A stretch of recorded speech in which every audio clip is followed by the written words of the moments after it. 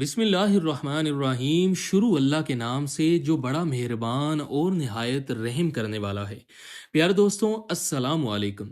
अगर आपके बच्चे आपको बहुत ज़्यादा तंग करते हैं, सताते हैं, या आपके बच्चे आपकी नाफरमानी करते हैं, आपकी कोई बात नहीं मानते, और जब बच्चों के वालिद घर से चले जाते हैं तो बच्चे माओ को सताते हैं, स्कूल ना जाने की ज़िद करते हैं, या रात के वक्त उठकर रोते हैं, डरते हैं, या फिर आपके बच्चों के साथ कोई भी ऐसा मसला है, आपकी बात नहीं मानते और ज़िद करते हैं, चाहे आपके बच्चे उम्र में बड़े ही क्यों ना हों। अगर आपके बच्चे नाफरमान हैं और आगे से आपके साथ बहस करते हैं, इन तमाम मसाइल में आपके बच्चों के साथ अगर कोई भी मसला है, तो इंशाअल्लाह इस वजीफ़े को पढ़ने के बाद आपकी औलाद आपकी आंखों की ठंडक बन जाएगी। आपकी औलाद आपकी फर्माबरदार बन जाएगी, और जैसा आप कहेंगे बिल्कुल वैसा ही करेंगे। और इस वजीफे को पढ़ने के बाद फिर आगे से तो जिद करने का सवाल ही पैदा नहीं होता। प्यारे दोस्तों, माँ बाप अपने बच्चों को निहायत ही प्यार से और शफकत से पालते हैं। उसके साथ साथ वालदेन मेहनत करते हैं और बच्चों को अच्छा खिलाने के लिए पैसा कमाते हैं। और हर माँ बाप की ख्वाहिश होती है कि हमारा बच्चा कुछ बन जाए, बड़ा होकर किसी का मोहताज ना हो और किसी से उसको मांगना ना पड़े। लेकिन जब बच्चा ही तकलीफ देने लग जाए और माँ बाप की कोई बात ना माने, और जब बच्चा ही जिद बन जाए और माँ बाप का नफरमान हो जाए, तो ऐसी सूरत हाल में माँ बाप को बहुत ही ज़्यादा तकलीफ का सामना करना पड़ता है। क्योंकि जिस बच्चे के लिए इस कदर मेहनत मुशक्क़त से पाला होता है, फिर वही बच्चा उठकर माँ बाप को बातें सुनाने लग जाए और वही बच्चा जलील करने लग जाए, यहाँ बड़े बच्चों की बात हो रही है। लेकिन अगर छोटे बच्चे भी तंग करते हैं तो उनके लिए भी यही वजीफा काम करेगा। अगर वो ज़िद्दी हैं, शरारती हैं और बहुत तंग करते हैं, तो इंशाअल्लाह इस वजीफे के बाद वो बच्चे बिल्कुल सही हो जाएंगे और ज़िद करना छोड़ देंगे। आपके बच्चे बिल्कुल ठीक हो जाएंगे, चाहे वो आपके बच्चे अभी छोटे हैं या औलाद जवान हो चुकी है और आपकी बात नहीं मानती। नादरीन, इस वजीफे का तरीकाकार आप अच्छी तरह से जान लीजिए तो इंशाअल्लाह आप खुद देखेंगे कि आपके बच्चे कैसे सुधर जाएंगे। प्यारे दोस्तों, इस वजीफे को आप किसी भी वक्त कर सकते हैं, चाहे किसी भी नमाज के बाद पढ़ लें, तहज्जुद के बाद पढ़ें, फजर के बाद पढ़ें, असर, ज़ोहर, मगरिब या इशा के बाद, जब भी आपको वक्त मिले आप ये वजीफ़ा पढ़ सकते हैं। तो आइए जानते हैं कि आपने ये वजीफ़ा कैसे पढ़ना है और किन बातों का ख्याल रखना है। उससे पहले अगर आप हमारे इस चैनल मुस्लिम टीवी ऑफिशियल पर नए हैं तो हमारे चैनल मुस्लिम टीवी ऑफिशियल को सब्सक्राइब कर लीजिए और बेल के आइकन को ज़रूर दबाइए, ताकि हमारी नई आने वाली वीडियोस का नोटिफिकेशन बर वक्त आप तक पहुंच सके। अब वजीफे का तरीकाकार समझ लें। आपने करना इस तरह से है कि सबसे पहले पानी का एक गिलास अपने पास रख लेना है। कोशिश करें बावुज़ू मुसल्ले पर बैठ जाएं, और उसके बाद सबसे पहले नबी पाक सल्लल्लाहु अलैहि वसल्लम की ज़ाते अक़दस पर 11 मरतबा दुरूद पाक पढ़ना है। दुरूद पाक आप कोई सा भी पढ़ सकते हैं, कोई मुख्तसर सा दुरूद पाक सल्लल्लाहु अलैहि वसल्लम पढ़ लें, या आप नमाज वाला दुरूद इब्राहिमी पढ़ लें, वो सबसे ज़्यादा बेहतर है और दुरूद इब्राहिमी की फजीलत सबसे ज़्यादा है। एक मरतबा सवाब की नीयत से मेरे साथ दुरूद पाक पढ़ लीजिए।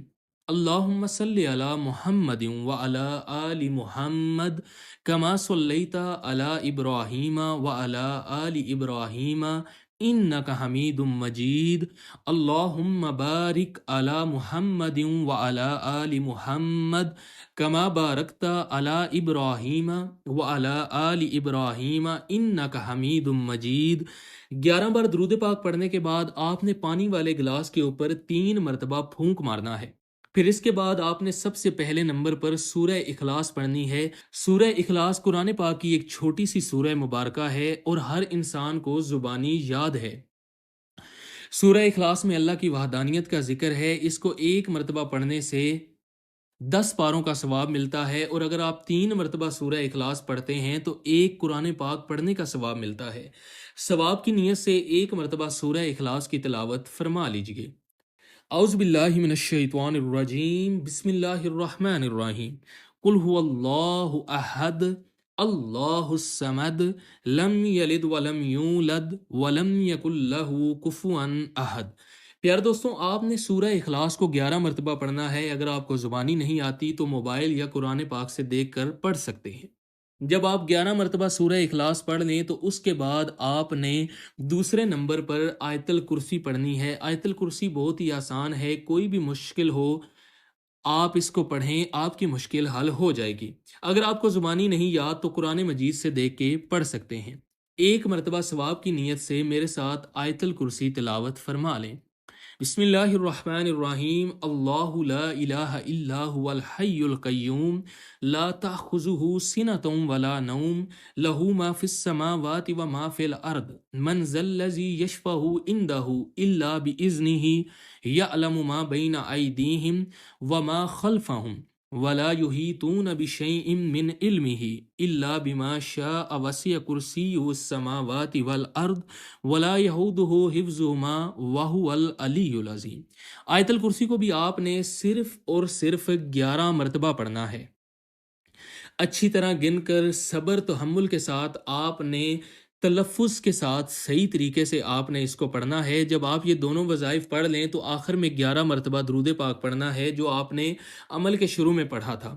اب آپ کا عمل مکمل ہو گیا ہے۔ اب آپ نے کرنا کیا ہے، آپ کے پاس جو پانی کا گلاس ہے آپ نے دوبارہ 3 مرتبہ اس پر پھونک مار دینی ہے، اور یہ بات ضرور یاد رکھیے گا کہ جلد بازی میں یہ وظیفہ نہیں پڑھنا، بلکہ سکون کے ساتھ، اطمینان کے ساتھ، تسلی کے ساتھ، صحیح طریقے اور درست الفاظ کے ساتھ اس عمل کو پڑھنا ہے۔ اس بات کا آپ نے خاص خیال رکھنا ہے کہ جب بھی کوئی کام کریں تو اچھے طریقے سے کرنا چاہیے، جلد بازی میں بالکل نہیں کرنا چاہیے۔